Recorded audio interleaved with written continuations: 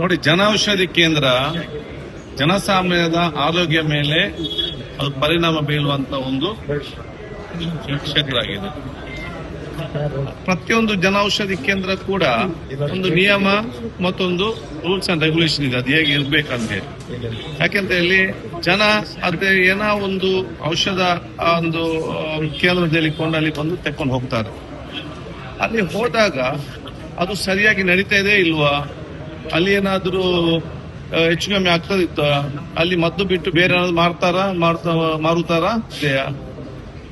ಕೆಲವು ಜನೌಷಧಿ ಕೇಂದ್ರಗಳಲ್ಲಿ ನಮಗೆ ಬಂದ ದೂರು ಪ್ರಕಾರ ಬೇರೆ ಎಲ್ಲಾ ವಸ್ತುಗಳು ಮಾರ್ತಾರೆ ಔಷಧನ ಬಿಟ್ಟು. ಸೊ ಇದನ್ನು ನೋಡ್ಲೇಬೇಕಲ್ಲ, ನೋಡ್ಲೇಬೇಕು. ಔಷಧ ಬಿಟ್ಟಂದ್ರೆ ಬೇರೆ ಏನು ಮಾಡ್ತಾರೆ ಯಾರಿಗೂ ನೋಡಿ, ಇಷ್ಟು ಸಾವಿರ ಇರುವಾಗ ಇದರಲ್ಲಿ ಎಲ್ಲವೂ ಕೂಡ ಎಲ್ಲ ಕಡೆ ಸರಿ ಹೇಳಲಿಕ್ಕೆ ಆಗುದಿಲ್ಲ.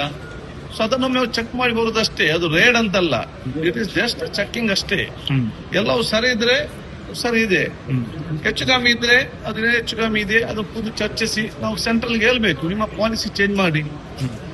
ನನ್ನ ಹತ್ರ ಬಂದು ಬಹಳಷ್ಟು ಕಷ್ಟಗಳನ್ನು ದುಃಖಗಳನ್ನು ಇವತ್ತು ಜನೌಷಧಿ ಕೇಂದ್ರಗಳು ಹೇಳಿದ್ದಾರೆ, ನಮಗೆ ಸರಿಯಾದ ಸಮಯ ಮೆಡಿಸಿನ್ಸ್ ಬರುದಿಲ್ಲ, ನಮ್ಗೆ ಸ್ಟಾಕ್ ಸಿಕ್ಕುದಿಲ್ಲ, ನಾವೇನ್ ಮಾಡುದು ಜನ ಬಂದಾಗ ಈ ರೀತಿ. ಅದಕ್ಕೆ ನಾವೇನ್ ಮಾಡ್ಬೇಕು, ಒಂದು ರೀತಿಯಲ್ಲಿ ಹೋಗಿ ಡೀಟೇಲ್ ಆಗಿ ಎನ್ಕ್ವೈರಿ ಮಾಡ್ಬೇಕು, ಏನ್ ಪರಿಸ್ಥಿತಿ ಅರ್ಥ ಮಾಡಿಕೊಳ್ಬೇಕು.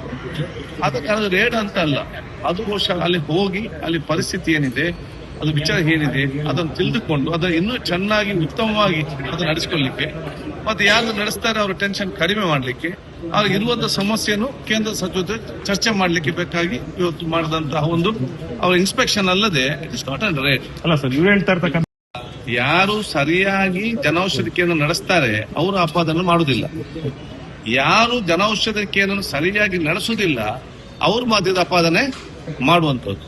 ಆದ್ರೆ ಜನೌಷಧಿ ಕೇಂದ್ರ ಜನಸಾಮಾನ್ಯ ಮುಗ್ಧರು, ಅವರು ಜನೌಷಧಿ ಕೇಂದ್ರದಲ್ಲಿ ಬರ್ತಾರೆ, ಅವ್ರಿಗೆ ಯಾವ ಕ್ವಾಲಿಟಿಯ ಟ್ಯಾಬ್ಲೆಟ್ ಕೊಡ್ತದೆ, ಇವರು ಎಲ್ಲಿಂದ ತರ್ತಾರೆ, ಅದು ಗವರ್ಮೆಂಟ್ ಸರ್ಟಿಫೈಡಾ ಅಥವಾ ಇದು ನೋಡ್ಲಿಕ್ಕೆ ಬೇಕಲ್ಲ. ಇದು ನೋಡ್ಬಾರ್ದು ಅಂತ ಹೇಳಿದ್ರೆ ಹೇಗೆ? ಅದರ ಬಗ್ಗೆ ನಾನು ಮುಲಾಜು ವಹಿಸುವುದಿಲ್ಲ, ವೆರಿ ಸ್ಟ್ರಿಕ್ಟ್, ಅದರ ಬಗ್ಗೆ ಸ್ಪಷ್ಟತೆ ಇದೆ. ಆದ ಕಾರಣ ಅಲ್ಲಿರೋ ವ್ಯವಸ್ಥೆ ಏನಾದ್ರು ಪ್ರಕಾರ ನಡೆದುಕೊಳ್ಳಿ, ಏನು ತೊಂದರೆ ಇಲ್ಲ. ಯಾರು ಸರಿ ಇಲ್ಲ ಅವ್ರ ಮಾತಿ ಅಪಾದನೆ ಮಾಡ್ತಾರೆ ಹೊರತು ಬಹುತೇಕ ಎಲ್ಲರೂ ಕೂಡ ಸರಿ ಇದ್ದಾರೆ, ಅವ್ರು ಯಾವ ಒಂದು ಅಪವಾದ ಮಾಡುದಿಲ್ಲ. ಬಹಳ ಜನ ನನಗೆ ಬಂದು ಕೂಡ ಹೇಳಿದ್ದಾರೆ, ನನ್ನ ರೀತಿ ಸಮಸ್ಯೆ ಇದೆ, ನಾನು ನಿಮ್ಮ ಸಮಸ್ಯೆ ಬಗೆಹರಿಸ್ತೇನೆ, ಮತ್ತೆ ಜನರಿಗೆ ಮೋಸ ಮಾಡ್ಲಿಕ್ಕೆ ಹೋಗಬೇಡಿ, ಜನರಿಗೆ ನೀವು ತೊಂದರೆ ಕೊಡ್ಲಿಕ್ಕೆ ಹೋಗಬೇಡಿ, ನಾನು ಬಹಳ ಸ್ಪಷ್ಟವಾಗಿ ಹೇಳಿದ್ದೇನೆ, ಅದಕ್ಕೆ ಅನುಗುಣವಾಗಿ ನಡ್ಕೊಳ್ತೇನೆ.